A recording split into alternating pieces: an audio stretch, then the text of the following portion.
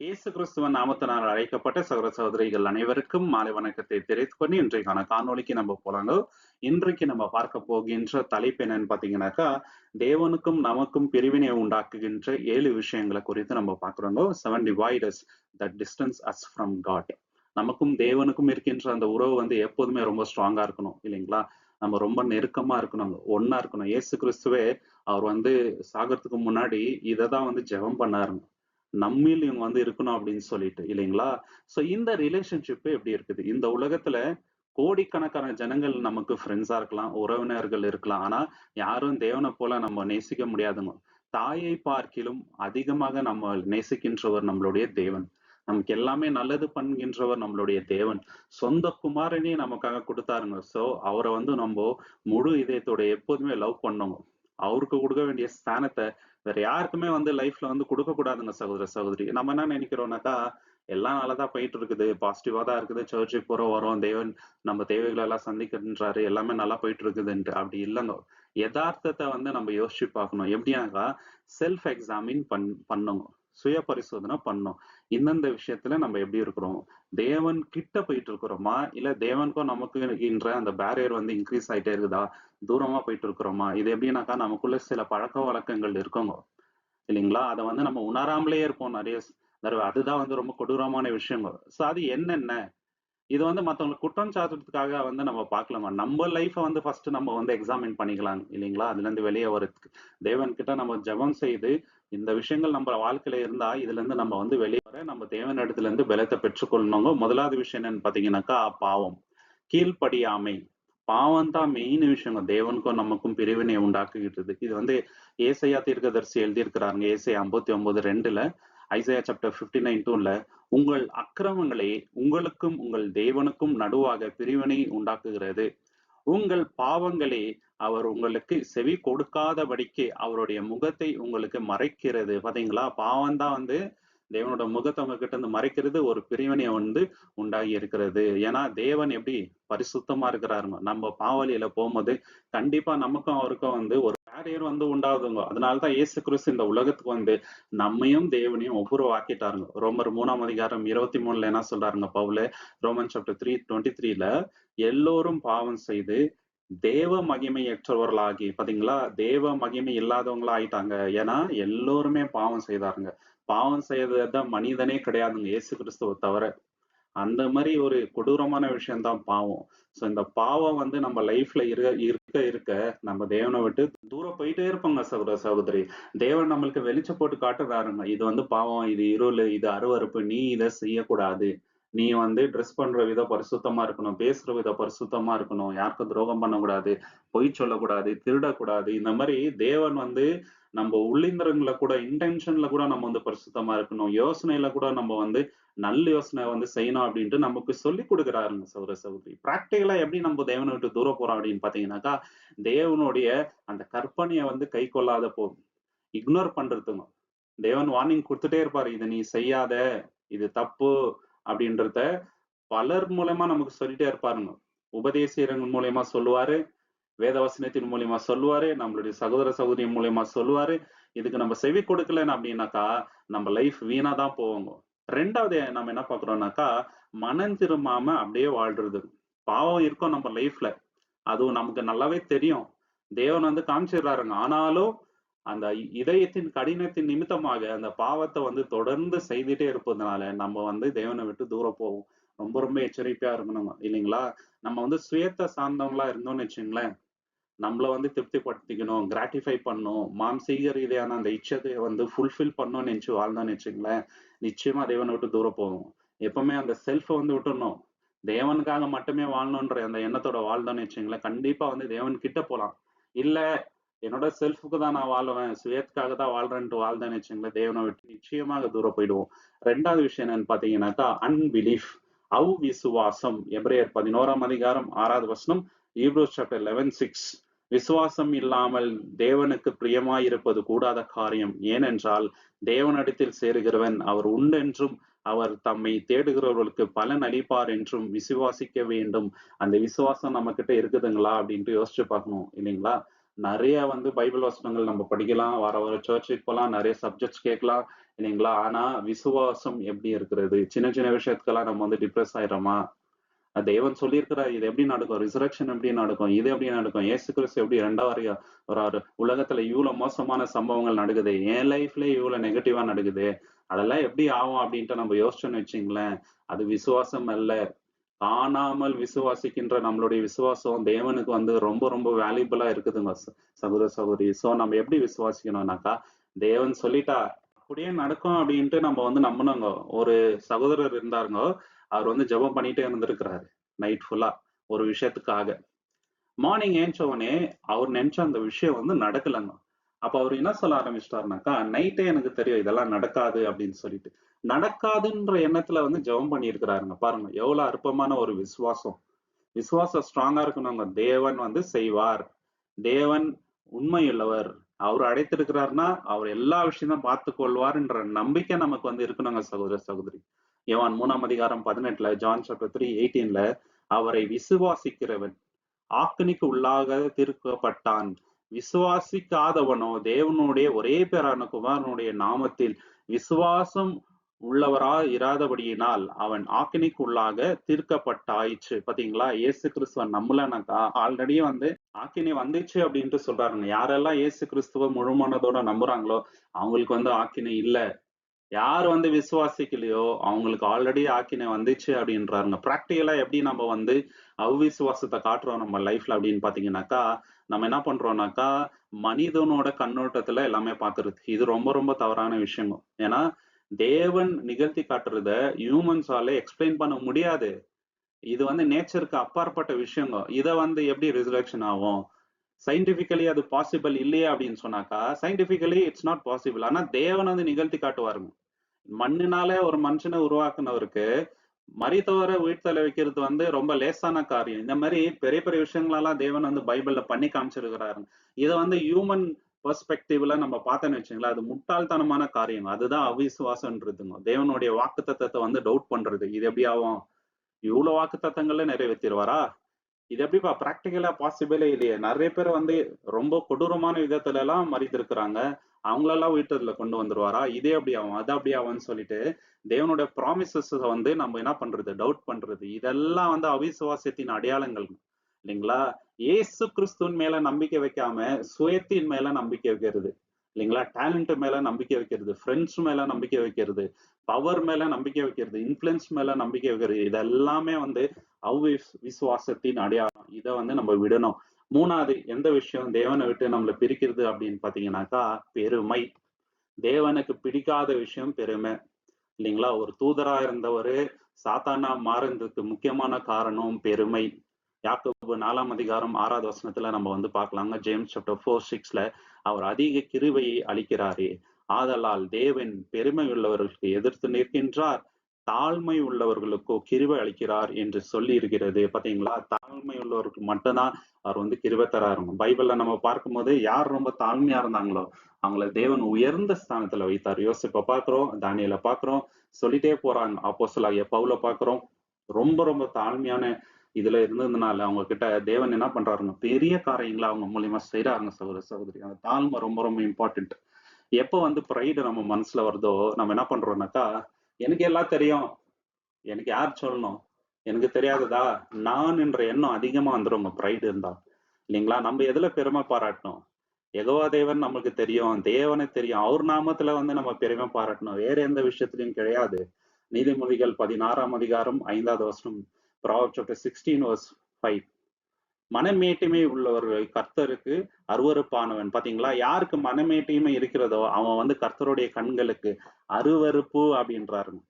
கையோட கை கோத்தாலும் அவன் தண்டனைக்கு தப்ப மாட்டான். பாத்தீங்களா? அவனுக்கு தண்டனை நிச்சயமா வரும், அவன் தப்ப மாட்டான். சாத்தானின் தலையை வந்து தேவன் நசுக்குவான் அப்படின்ட்டு சொல்லிட்டாருங்க. அது 100% நடக்கும். அதை யாருமே வந்து தடுக்க முடியாது. ஏன்னா அவனுக்கு பெருமை வந்துச்சு இல்லைங்களா? சோ பிராக்டிக்கலா இந்த பெருமையை எப்படி நம்ம வெளிப்படுத்துறோம் அப்படின்னு பாத்தீங்கன்னாக்கா, கரெக்ஷன் வந்து ஏத்துக்கிறது இல்லைங்க. யாராவது வந்து நமக்கு சொல்லும் போது இவருனா எனக்கு சொல்றது, அவரு லைஃப் வந்து சரியா, அவர் கரெக்டா இருக்கிறாரா அப்படின்னு சொல்றது இல்லைங்களா? நம்ம படிப்போ, நம்ம பணமோ இல்லைங்களா, நம்ம வீட்டுல இருக்கிறவங்களை வச்சு நம்ம பெருமைப்படுறது, எங்க பையன் இப்படி, எங்க அப்பா இப்படி, எங்க அப்பா ஒரு பணக்காரு இல்லைங்களா? எங்க ஃபேமிலில இவ்வளோ பேர் டாக்டர்ஸ், எங்க ஃபேமிலில இவ்வளோ பேர் டீச்சர்ஸ், எல்லாருமே பெரிய பெரிய இடத்துல இருக்கிறாங்க. இப்படி எல்லாம் சொல்றதுல என்னங்க பிரயோஜனம்? இல்லைங்களா? பெருமையின் அடையாளம் தான் இதெல்லாம். ஸோ எதுலயுமே வந்து நம்ம பெருமை பாராட்டக்கூடாது. எக்ஸெப்ட் தேவனோட நாமத்தில மட்டும் நம்ம பெருமை பாராட்டலாம். இல்லைங்களா? அது மட்டும் இல்லாம, தேவன் வேணான்னு நெனைக்கிற எண்ணமும் வந்துருங்க. பிரைடு வர வர. இதுவும் வந்து என்னங்க பெருமையின் அடையாளம். அது மட்டும் இல்லாம மகிமைய நமக்கென்று தேடுறதுங்க. தேவனுக்கு சேர வேண்டிய மகிமை முக்கியமா படாதுங்க சில பேருக்கு. அவங்களுக்கு மகிமை வருதா? அவங்கள அப்ரிஷியேட் பண்றாங்களா? அதுல எனக்கு என்ன பெனிஃபிட் இருக்குது அப்படின்னு பாக்குறது. இது எல்லாமே வந்து பெருமையின் அடையாளங்கள்.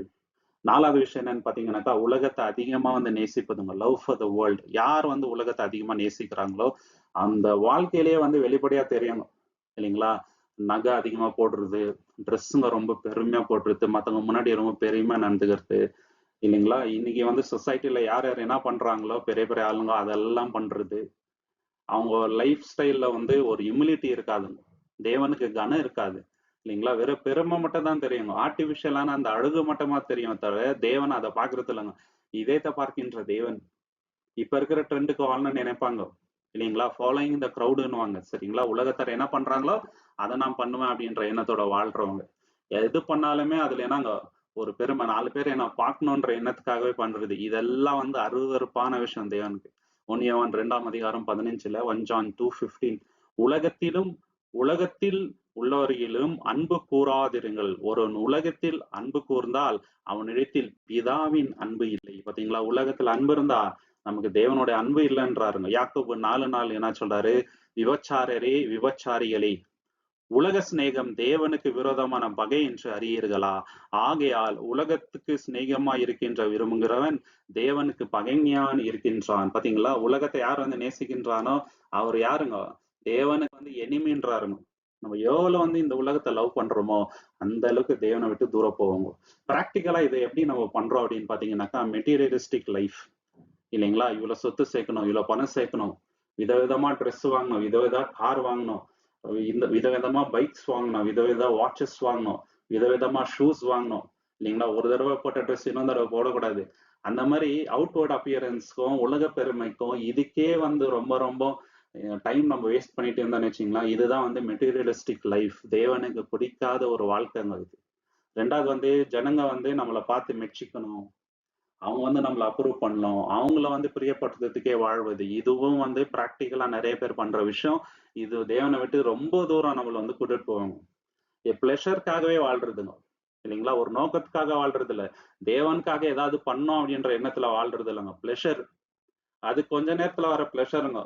அதுக்காகவே வாழ்றது. இது கூட வந்து ரொம்ப ரொம்ப கொடூரமான விஷயங்க. இதுல இருந்து நம்ம எச்சரிக்கையா இருக்கணுங்க சகோதரி. 5வது விஷயம் எது தேவனை விட்டு நம்மள ரொம்ப தூரம் கூட்டு போகுது அப்படின்னு பாத்தீங்கன்னாக்கா, மன்னிக்காம இருப்பதுங்க. வஞ்சம் வச்சுக்கிறது, ரிவெஞ்ச் எடுக்கணும்ன்ற எண்ணம், கசப்பு இல்லைங்களா? சொந்த சகோதர சகோதரியை மன்னிக்கிறது, அவங்கள பார்த்துட்டு பார்க்காம போறதுங்க, பேசாம இருக்கிறது இல்லைங்களா? வெறுக்கிறது, காசுக்காக சொந்த சகோதர சகோதரனையே வந்து பின்னாடி தப்பா பேசுறதுங்க இல்லைங்களா? அன்புக்கு மதிப்பு கொடுக்காம காசு, பணம், சொத்துக்களுக்கு வந்து அதிகமான வெயிட்டேஜ் கொடுக்குறது, இது எல்லாமே வந்து ரொம்ப கொடூரமான விஷயங்க. மன்னிப்பு தான் வந்து தேவனுடைய சுபாவம் இல்லைங்களா? அதை நம்மளால காட்ட முடியலன்னா ஒரு கிறிஸ்தவனா இருக்கிறதுல எந்த ஒரு அர்த்தமும் இல்லைங்க சகோதர சகோதரி. மத்தேயு 6ஆம் அதிகாரம் 14, 15, மேத்யூ சாப்டர் 6, 14 and 15 மனுஷனுடைய தப்பிதங்களை நீங்கள் அவர்களுக்கு மன்னித்தால் உங்கள் பரமபிதா உங்களுக்கும் மன்னிப்பார்.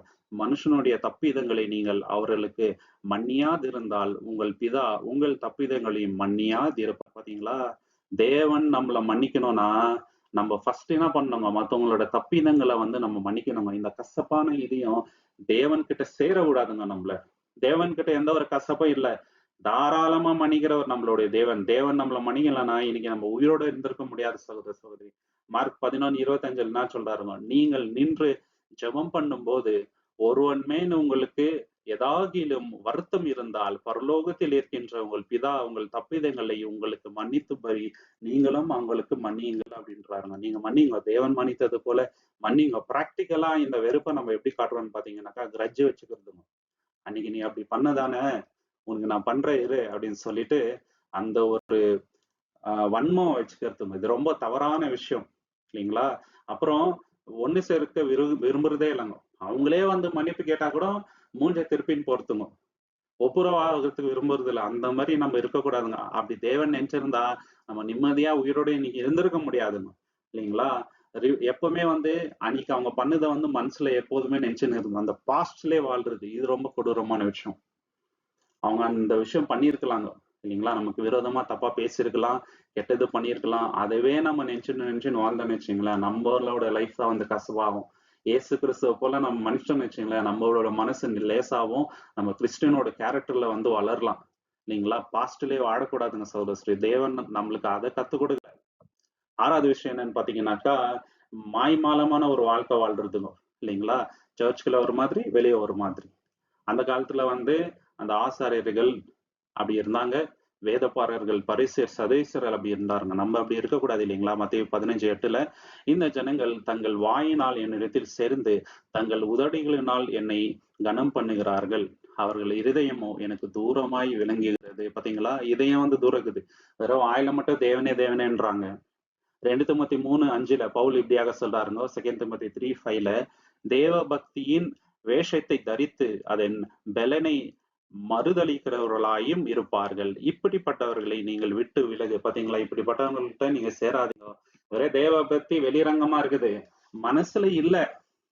இல்லைங்களா?